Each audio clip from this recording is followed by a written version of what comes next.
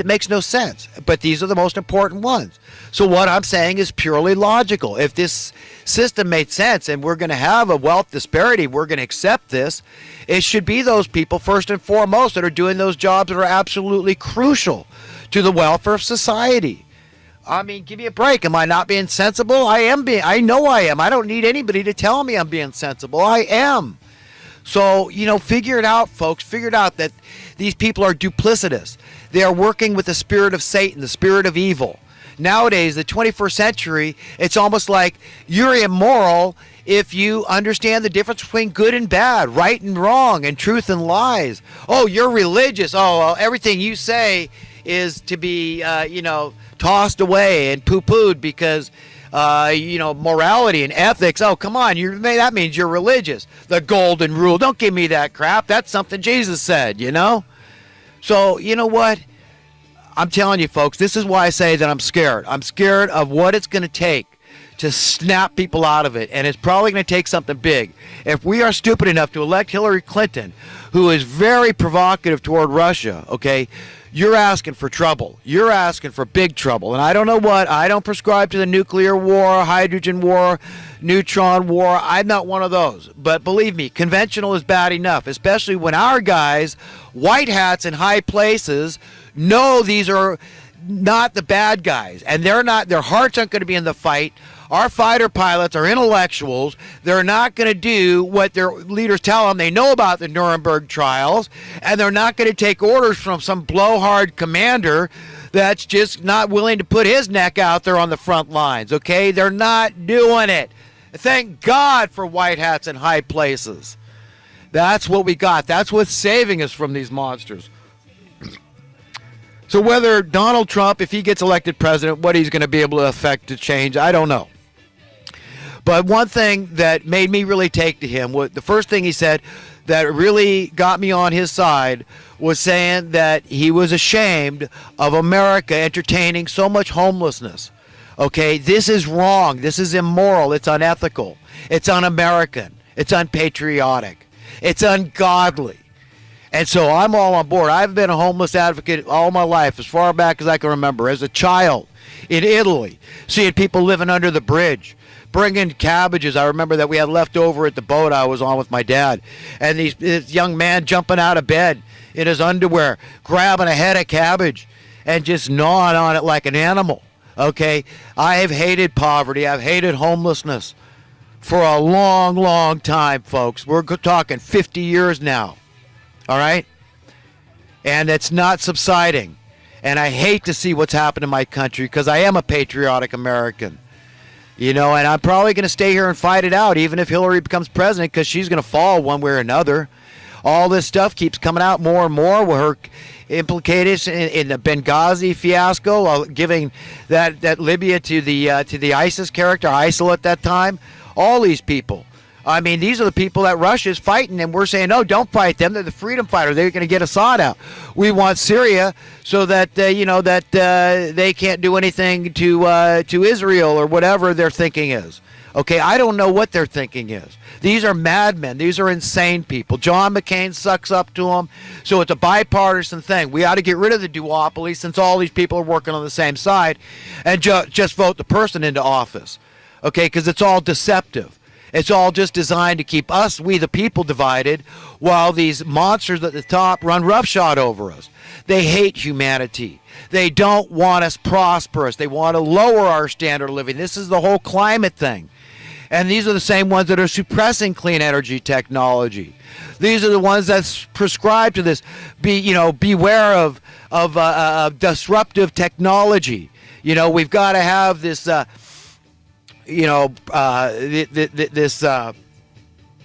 what do they call the planned obsolescence, when stuff is made to break and made to be outmoded. So it's consumerism, right? And these are the ones that say we're messing up the ecology, the environment, the planet by burning fossil fuel, when they're encouraging it and saying, no, we shouldn't get off it because it's disruptive technology. Okay, you understand? If we follow these people where we're all headed, well, they're insane people. Where do you think you're going? They're going off the edge of a cliff, folks. What hope is there for us? I mean, look, when I see a man like Alex Jones with this great intellectual prowess, obviously a genius, in his own right, definitely. Okay, when I see that his thinking is askew, and I see the blind spots, and I understand, believe me, just like Max Kaiser, even a guy that understands economics like him admits to having blind spots. But when I see him prescribe to this idea that raising property values are high, and I just want to call him a dumbass, and anybody else that prescribes to that. It's mean, it's wrong, and I should practice what I preach, and watching my tongue and reading the book of James and what it says there. Do fresh and bitter water come from the same stream? What a large forest fire set afire by such a small spark. If the tongue is a restless evil, and a man that can tame the tongue is perfect, I still struggle because it's maddening to me that there's so much vast misunderstanding on both sides of this thing. People that call themselves communists or socialists, to me, they're no different than people that call themselves capitalists, but are really crony capitalists and fascists. They don't understand the first thing about economic progress. They don't know regression from progression. Okay? You want your currency to go up in worth. That is the evidence. I don't care about the luxury items, the trinkets and knickknacks. I'm talking first and foremost and fundamentally about essential human needs: food, shelter, water. Beyond that, it's all just unnecessary stuff, okay? And if you want to manipulate markets, you try it with the unnecessary stuff, not the necessary stuff. But they've done the opposite. They want to have us by the throat. So they manipulate markets, they fix prices in essential human needs. Okay, this ensures they're going to have plenty of poverty. That's what they need to stay relevant. So, folks, please, I beg of everybody to please research the stuff I'm saying. Try to understand basic economic principles. Understand supply and demand economics. And what happens if there's an iota of progress happening and you don't allow the government to be involved in this, to be fascist, manipulating markets and fixing prices, validating and legitimizing everything. The people that hold the purse strings to the welfare of our nation, the welfare of we the people, not some of the people. It's got to be the best for everybody or else it's bad. You can't say goody goody for me. I'm a homeowner, so it's good for my housing price to go up when it doesn't help that person that's already can't buy a house. Okay, what's going to happen? His rent goes up. Your rent, there's a direct correlation for the price you pay for housing rental and the price you pay for housing purchase. A direct correlation. Look into it. The investors all know about this. You must know. And then the social welfare industry gets involved. Section 8. Do you understand when people can't pay their rent? You understand what happens? And you say, well, they should get rid of the welfare. That would solve that problem. Maybe they should. But you can't have it both ways. And that's what's going on here. Oh, well, we'll give dribbles and drabs. We got to start letting people die slower out in the cold. We got to do this genocide a little more incrementally, a little more gradually, a little more slowly, because it's getting too obvious. That's what we're doing. And that's what's going to happen here. When we keep on doing this, it should not be a surprise to anybody what's going to happen. What happens when your cost of living is unaffordable? Do people not have a right to survive? And what are the implications? What am I trying to say there? Does everybody have a right to survive? And what does that mean? Okay? What does it mean? You can say, well, the government doesn't have to step in and help with welfare. Fine. None for anybody then. If we're going to play social Darwinian economics and say, well, it's the government that caused the need for the welfare in the first place, well, we're going to have none of it. But you can't stop people from homesteading. You can't stop them from being hunter-gatherers. You can't stop them from surviving and providing for their needs, whatever that may take. But so you can't have it both ways. Understand what I'm trying to say. Please, I beg of everybody. It's serious. People are dying. They're being maimed. Children are involved in these things. So anybody that thinks this is some kind of an intellectual, philosophical debate here, it isn't. Okay, I know right from wrong. And who do I learn it from? I learn it from him. It's not about me. I don't care. There's no value. There's no profit in being egotistical, being vain, of being self-righteous. It's all about him glorifying God Almighty. That's where you get the intelligence and the wherewithal to know right from wrong, truth from lies, good from bad. Okay, these words have definition, and he's the one that's got to define them. We've got to be able to trust our conscience. We've got to be able to say, I know that I am a good human being, and I will cooperate in a world that is designed the way God wants it to be. Okay, and if God says, I don't want any money, I don't mind you all being prosperous, but you can't have this upper hand over others. You can't buy into this. This is satanic. Read the things Jesus said about money. The love of money is too great. It's too alluring for any of us. We can't handle it. We're in a fallen state. We're sinful. This is the original sin. We can't handle money. Nobody can. It's just too alluring. The satanic allure. This power. And then all these people are doing nothing for society. They have all that power. They're not producing anything. And these are the ones we're going to exalt financially. We're going to allow them to create the wealth disparity and decide who should be marginalized, who should be subjugated, and who should be financially exalted. No, it's madness. And that's what we've got. Utter sheer madness. That's the rule of the day in the 21st century. Political and economic madness. People just aren't getting it.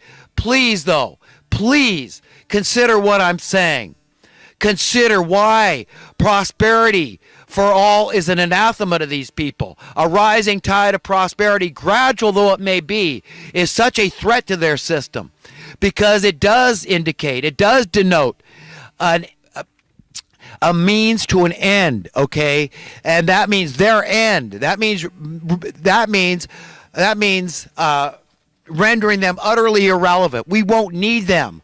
We don't need money to have prosperity. And that's something everybody's got to understand.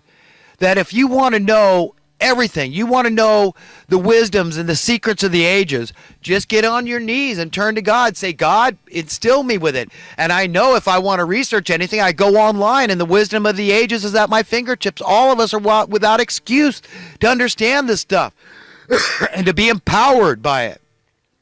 I am.